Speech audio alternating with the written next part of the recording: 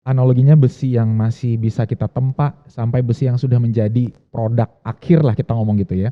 How long Bu besi ini kita bisa tempa? Saya rada ekstrim, start dari umur segitu saya udah nggak pernah kontrol belajarnya. Mereka udah otomatis belajar sendiri. Saya nggak pernah cek lagi.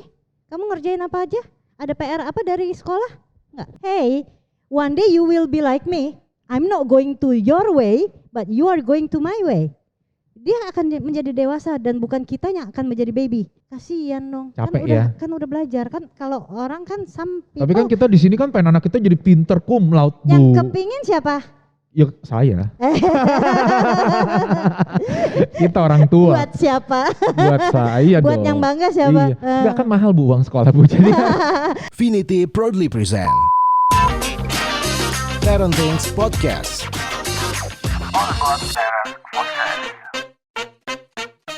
Nah, kita ketemu lagi ya. Kalau tadi kita ngobrolin strict parents, udah ada bayangan kan? Apa sih strict parents? Apakah galak? Apakah maunya orang tua? Apakah semuanya ngikutin maunya orang tua? Buat tahu lebih jelasnya, silakan cek video sebelumnya.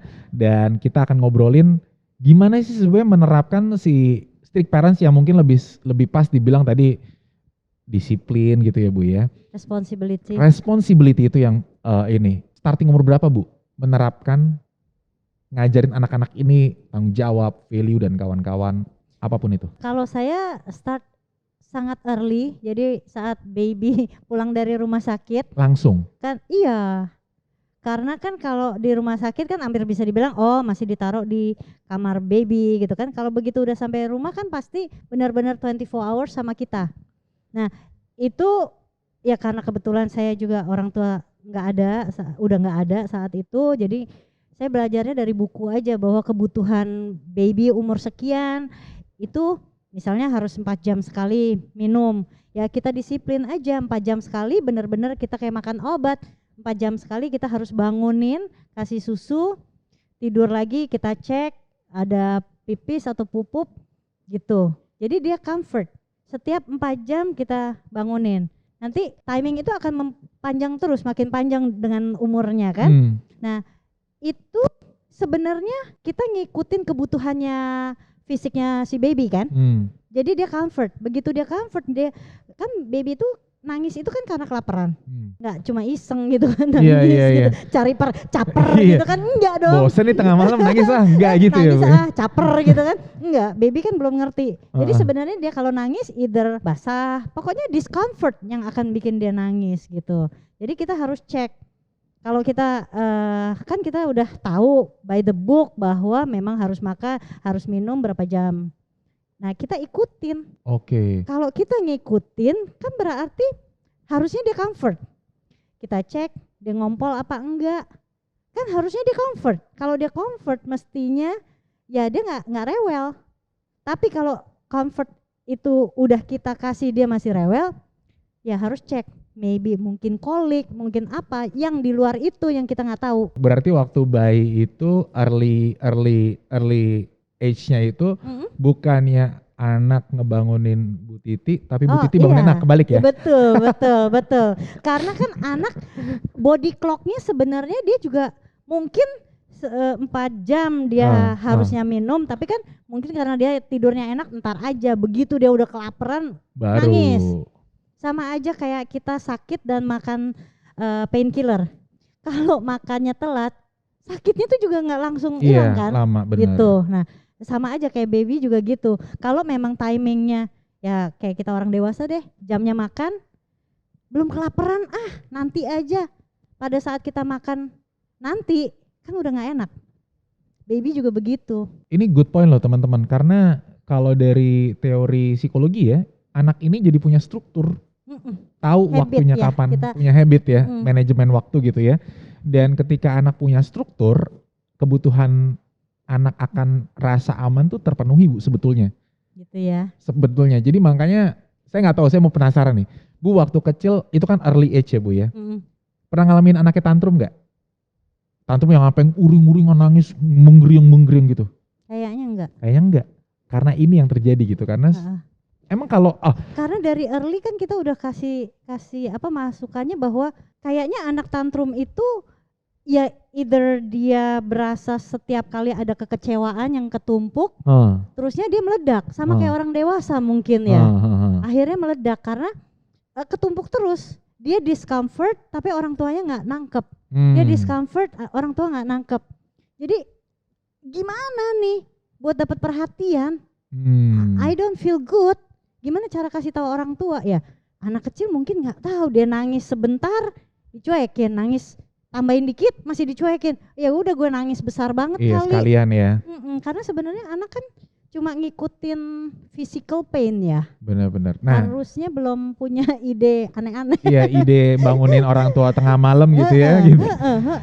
Bu, menarik kalau ngomongin physical pain, berarti kita ngomongin sedikit boleh nggak Bu? Kalau kita mundur nih ke zaman-zaman waktu anak-anak putra-putra Bu Titi ini masih golden age gitu ya, 0 sampai 5 tahun. Anak bayi nggak punya perlawanan. Tapi kan banyak banget nih Bu, bukan banyak lah. Kita pernah mendengar tuh istilah trouble two. Dimana, kebayang ya, trouble tuh dimana anak umur 2 tahun tuh udah mulai, wah seru nih, punya challenge-nya banyak nih. Di challenge-challenge itu gimana Bu? Kalau saya ngelihatnya bukannya trouble tuh. Nah, apa tuh? Di saat usia 2 itu awareness-nya dia udah sangat tinggi, keinginan tahunya dia tinggi sekali. Tinggi, benar-benar. Kita sebagai orang tuanya nggak tahu, makanya dia jadi kita sebutnya trouble tuh, kasihan banget anaknya. Padahal enggak, that's the moment dia itu logiknya jalan. Lagi jalan. Dia pengen tahu, dia observe semuanya, dia observe. Makanya dia bilang trouble banget nih, diginiin melawan. Nanya nggak habis-habis. Nggak ada habisnya. Ya, karena emang itu waktunya.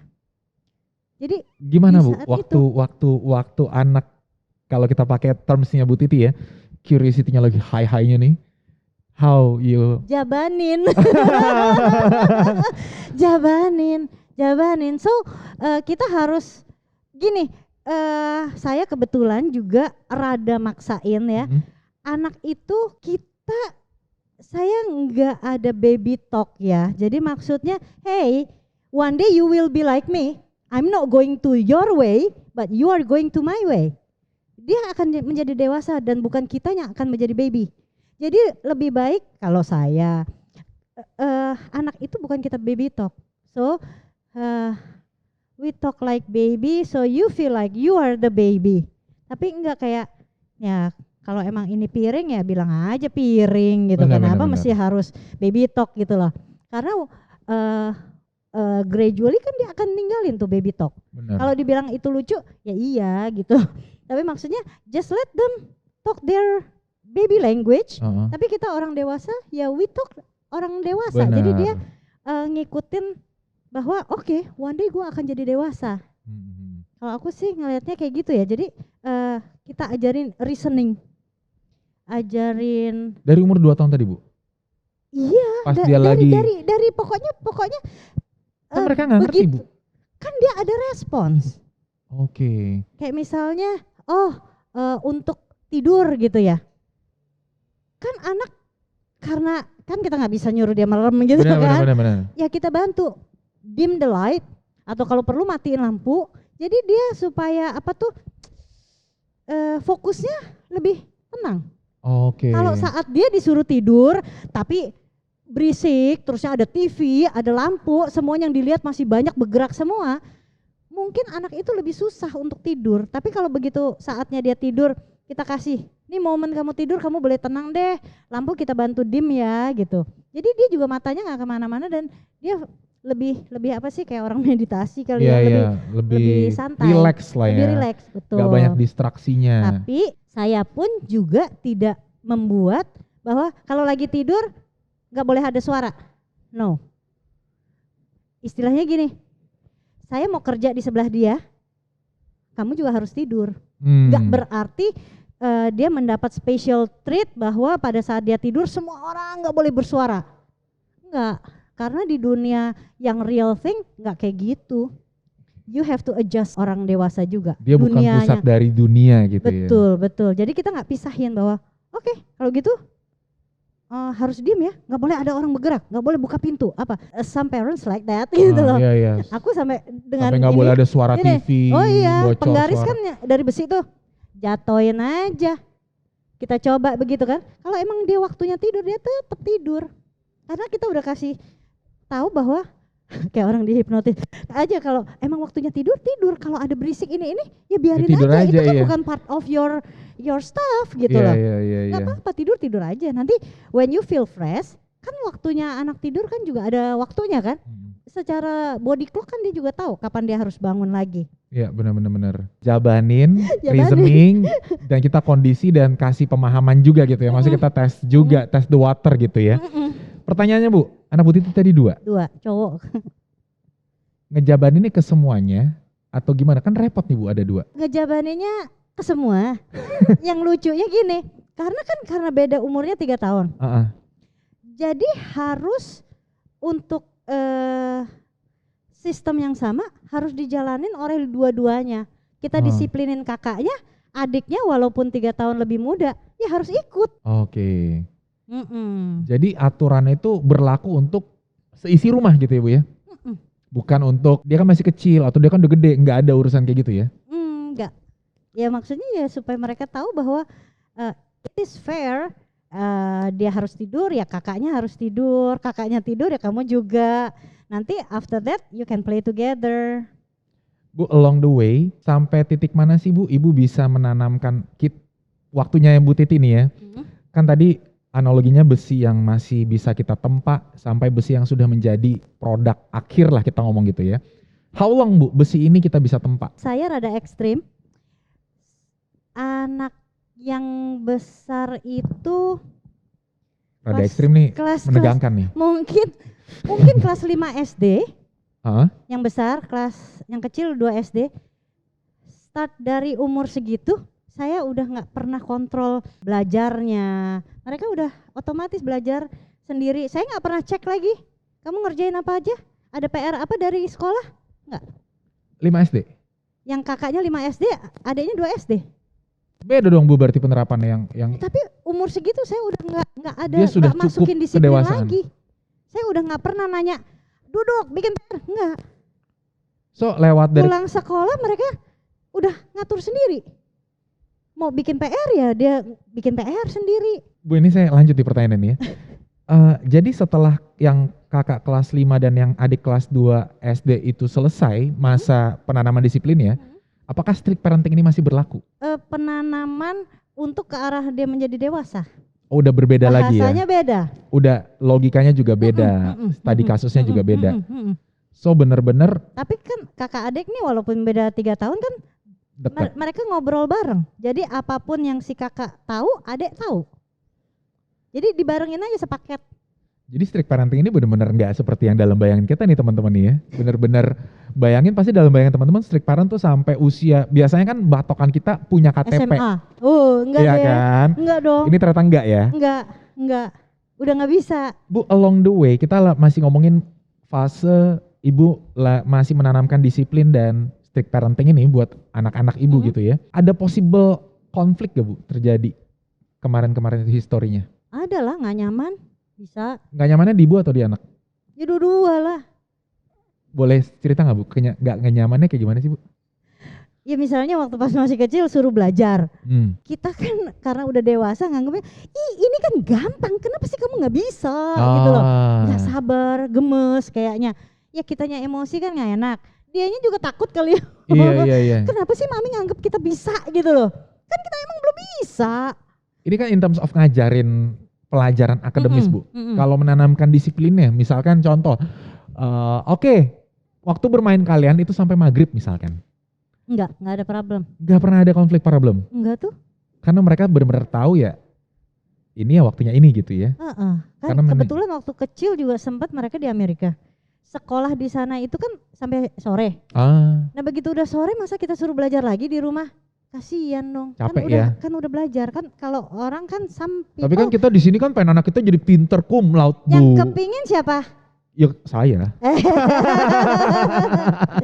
Kita orang tua. Buat siapa? Buat saya dong. Buat yang bangga siapa? Iya. Enggak kan mahal Bu uang sekolah Bu. Jadi beternak ayam aja.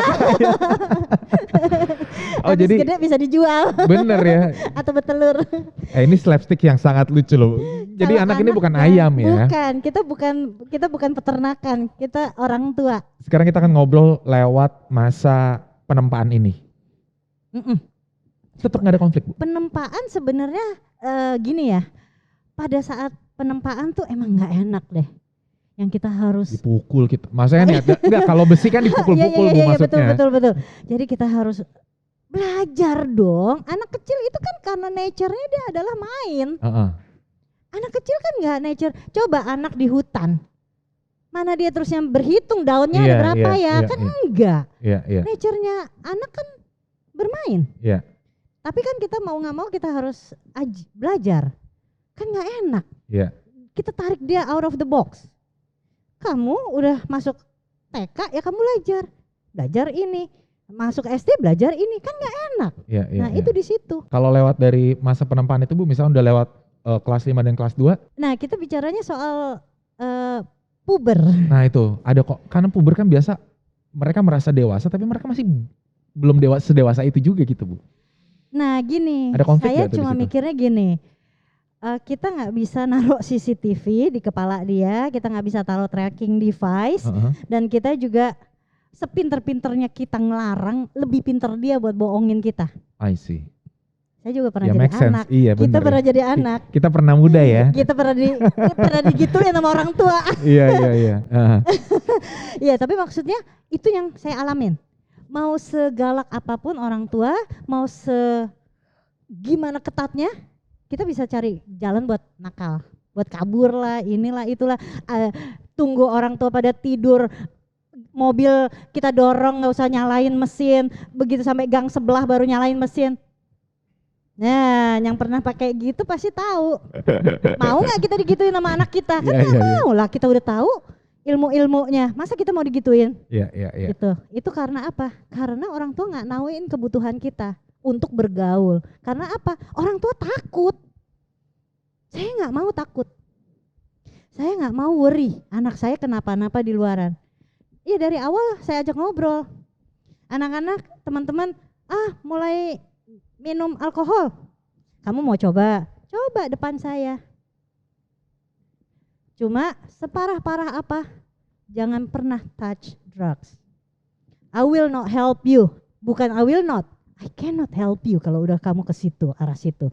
Jadi please don't even try. Jadi kalau kamu pengen tahu alkohol, oke. Alkohol itu kan depends.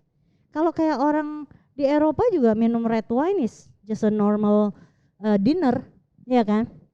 Nah kayak gitu. Jadi rather than dia kenalnya dari luar dengan cara yang salah, gitu loh. Juga pada saat mereka keluar, kan biasanya adalah accident happen. Mungkin temennya kenapa-napa. So aku bilang ke anak-anak, kalau sampai ada apa-apa, let me know anytime.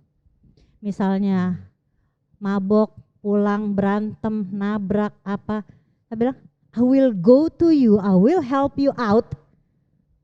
Mami marah, of course mami marah, tapi besok. Tapi I will save you first. Jangan kamu takut, karena takut dimarahin, and then kamu nggak minta pertolongan dari kita, karena somehow bisa kan tuh orang anak-anak clubbing, terusnya mabok, terusnya berantem lah, tabrakan lah, tapi takut kontak orang tua. They try to solve their own problem, tapi mereka belum bisa kan? Belum bisa, ya. They still need us, gitu. Nah. Jadi aku kasih tahu kalau in time of like that harus cari mami. Urusan marah belakangan. I will fix your problem first. Oke. Bu, boleh nggak, Bu? Apa tuh? Kita tes, kita ngobrol nanti sama anak Bu. Oh, iya. Boleh? Boleh. Kita ngobrol. Buat kita pengen tahu juga nih apa namanya, gimana sih sebenarnya efek dari the way Bu Titi ngedidik anak, supaya kita semua juga bisa dapat insight, kita juga bisa dapat, oh iya, kita mengcapture hal-hal yang oh bisa begitu ya, ternyata udah gede ya dengan cara yang seperti ini gitu. Boleh ya, Bu ya? Boleh, Jadi kita ngobrol, boleh. sekarang kita tes nih apakah anaknya ini ngobrol bilang mamanya baik karena ketakutan atau emang there's something between hubungan mom and son ini gitu. Boleh ya, Bu ya? Boleh, Jadi kita silakan. akan terhubung dengan Nicholas sebentar lagi. Nah, kita kan tadi udah ngobrol banyak sama Bu Titi ya, bahwa strict parents ya itu yang terjadi dan itu yang dilakukan. Tapi pertanyaannya kan kita pengen tahu gimana sih sekarang hasil outputnya setelah dewasa. Nah kan itu yang dicari-cari tahu kan Bu ya. Boleh nggak kita sekarang nih udah tersambung sama Nicholas dari DLA. DLA dan kita akan langsung sidang Ibu Titi. Bagaimana hasil outputnya Nicholas di usia yang sudah dewasa. Hai Nicholas. Hai Nick. Halo, apa kabar? Di sini baik. Ini masih bahasa Indonesia, bahasa Inggris Bu? Bahasa Indonesia bisa? Campur-campur Bisa, katanya. Campur lah. Bisa dong. Di sini we're very fine and I thought your mother is miss you, but ternyata once a week you guys Kita have ada conference call, video call bertiga. Anakku 2. online DLA gathering. juga. Yeah. Online gathering. Online gathering. So Nick, tadi your mom tell us about strict parents, strict parenting, how to raise you guys strictly gitu. What do you think about how your mother raised you? And can I answer in English? Yes, for sure. Boleh? Yeah. So I think maybe the word is firm is a very good word. That she was very firm in giving us a sense of responsibility and giving us a sense of discipline. And because of that firmness, we were able to value ourselves and value things from an early age, which will help us become more independent. Great. The next question, nih Bu, saya yang tanya nggak apa-apa ya Bu ya? Boleh. Ntar ini, jadi kita langsung tes Bu ya? Jujur. Jujur. Kita selesaikan di belakang nanti. Karena strict ya di belakang nanti di ini lagi ya. Many parents in Indonesia itu nowadays they're more like gentle, they're more like more like give space, give their kids whatever they needs gitu. Because they think if they raise their kids too strictly, it will affect their relation with their kids. The question is, even though we already know about what strict parents is inside your mom's head, but we want to know that how your relationship with your mom now. Is it awkward? Is it sweet? I don't know, because based on what I hear, you guys are really, really sweet, but we want to know more. We're very close. Kita dekat sekali, bisa curhat. Ibu juga curhat ke aku, so it's a two-way curhat. We're both very, very close, and we feel very comfortable to share things with each other. There's no secrets, or at least for me, I don't really have any secrets. I just tell her everything that most kids don't tell their parents. Okay, so very, very close ya. Iya. Bu kangen gak sama? Tapi kan sebulan. Kalau kangen ya pastilah. Tapi karena kita tahu nggak bisa ketemu every day, tapi kita setiap hari Minggu ada video call bareng sama anak satu lagi juga. Karena kita tahu jadi kangennya itu nggak painful. Iya. Kangennya nggak kangen pasti kangen, tapi nggak painful gitu. Iya, ada kan kangen yang aduh. Iya. Sampai menderita gitu. Enggak, karena kangen bisa diatur, tahu nih nanti maybe summer ketemu atau maybe nanti Desember ketemu. Okay. Udah ada jadwal. Iya. Nah, ini last ya. But last, Nick, how old are you? I'm 23, about to turn 24. 23, about to 24. Do you have words to your mom? Words? Yeah, do you have any words to your mom in your age now? Do you have something you want to tell to your mom? I don't know. Maybe we give you a moment. Let me think about this. Even though you guys once a week ketemu ya, tapi maybe this is a moment you. Thank you for being so supportive and always believing in me and always pushing me forward to find my independence and to search for success in my career. Okay. Nah sekarang ibu nih. Do you have a words to your son, Bu? It is when I was young, I never imagined that I can have two beautiful son yang benar-benar mature, benar-benar bisa bantu aku juga di saat lagi susah. Nicholas yang kasih lihat motivational video, remember that time mami lagi so down, and then Nicholas yang kasih lihat video, ayo mami wake up, lihat ini bagus gitu. And then banyak sekali yang Nicholas bikin paradigm shift on my life. Mungkin itu is a big blessing yang mungkin nggak semua orang dapat. Yeah. Thank you. I love you guys as well loh sebenarnya. So I think that's all ya. That's all sama Nicholas. Bu Titi dan juga Nicholas. Do you have anything you want to say to us? Maybe to the audience? to the people, yeah, to the people. Maybe they are planning to be a parents. They are planning for their marriage or anything, because this is parenting podcast, as you know, gitu ya. Do you have something you want to tell to audience, to our viewers? I think what's very important for a good parent is to give their children the ability to see what is possible, to have like the growth mindset, to believe that, oh, I can do things if I set my mind to it, or believing that not just in terms of like career success, but also in relationships, that you can create a very good relationship, or that you can do things. I think that belief and that optimism is very, very crucial in someone who is a very young growing up. Okay, thank you very much. Iya, very important lah ya, karena ini kan suara dari anak ya Bu ya. Maksudnya supaya kita orang tua juga yang kayak tadi Ibu bilang, nggak benar-benar buat kita, tapi buat for them gitu ya Bu ya. Jadi Nicholas juga ngerasain kapan mami very strict, very disciplined, and then when you got the idea about it, then responsibility udah kamu nangkep, then I let you go. Yeah. You can Actually, I can be yourself. Aku bisa bikin another restart, kayak one that's more relevant to the topic. Yeah. Aku bisa bikin answer yang more relevant. Okay, let me think. How should I say this?